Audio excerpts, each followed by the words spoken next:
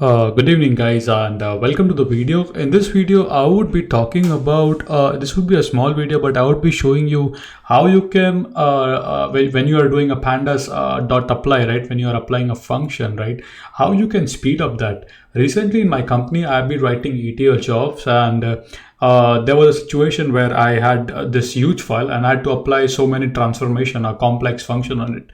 It was taking a lot of time, and then I started digging over the internet and I found certain libraries and certain solutions.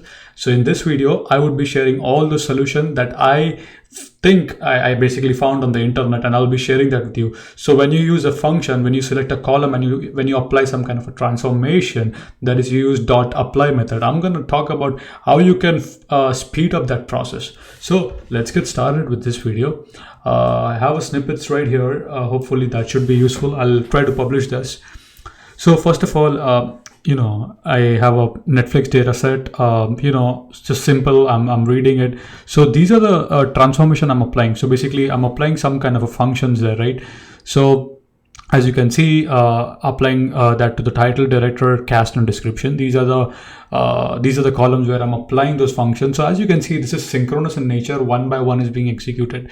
When I execute this, it takes about 39 seconds. That's fine. But if you see, I have no idea which function, which column it's processing. Some kind of a progress bar would be great to have. So I start searching and I found this library called TQDM. Pandas has a built-in stuff. So all you have to say tqdm.pandas, right? If you do that, and if you instead of apply, you say progress apply, it would give you nice progress bar. Basically will tell you on which column it is. So it's nice, a visuals thing. It's pretty good. Now it takes about 40 seconds. It's not that bad. It's okay. Okay. Now talking about the speeding up. Okay. Now how the hell do I speed up, right? You have this transformation. Is there a way I can speed up? Well, I found a couple of approaches. I'm sharing this with you. So the best one I'll tell you in the conclusion. So the first approach that I recommend is using Swift. It's called Swifter.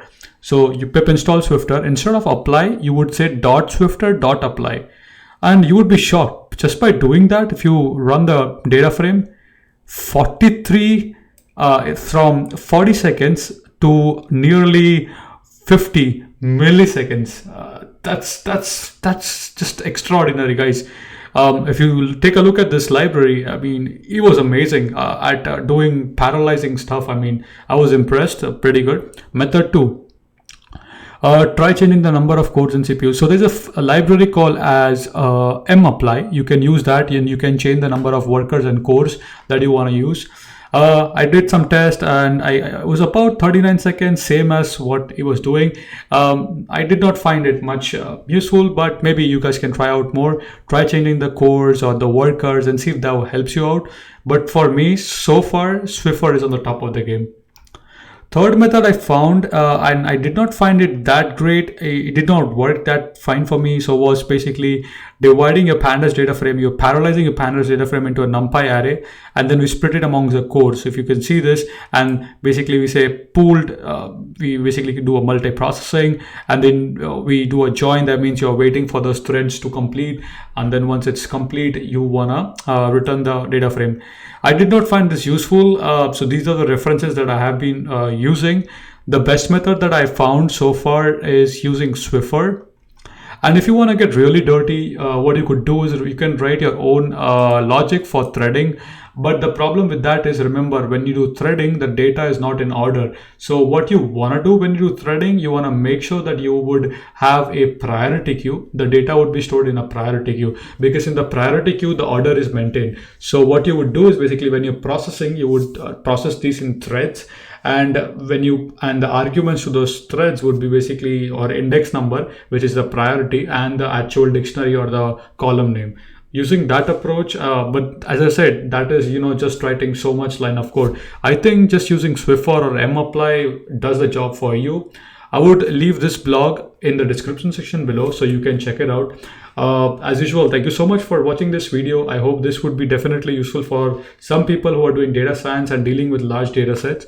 Another small tip that I would give you is, before leaving here, is when you're reading these files, what you could also say, all the pandas data frame, all the pandas data frame by default, They support chunk size, I guess was chunk size. I'm not sure.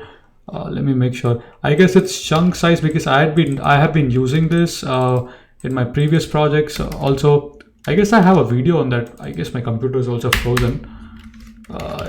But if seems like I couldn't get the documentation. I mean, when I usually do shift and tab, it opens like a documentation on the Jupyter notebook. And let me just restart that. It seems like it's just frozen for a while. So yeah, these are the things. Let me just restart that. It seems like my kernel was doing something. Yeah. So what I was saying is, when you do this, you would get all the list of options. So there would be something called chunk size, and if you can say chunk size 20. Oops, seems like I screwed up somewhere. What did I screwed up? Drop an A. Oh yeah, I know why. You know why, guys? Because when you do, that's what I was about to tell you, but yeah, it's fine. So when you do like a chunk size, remember it would always return you a generator object.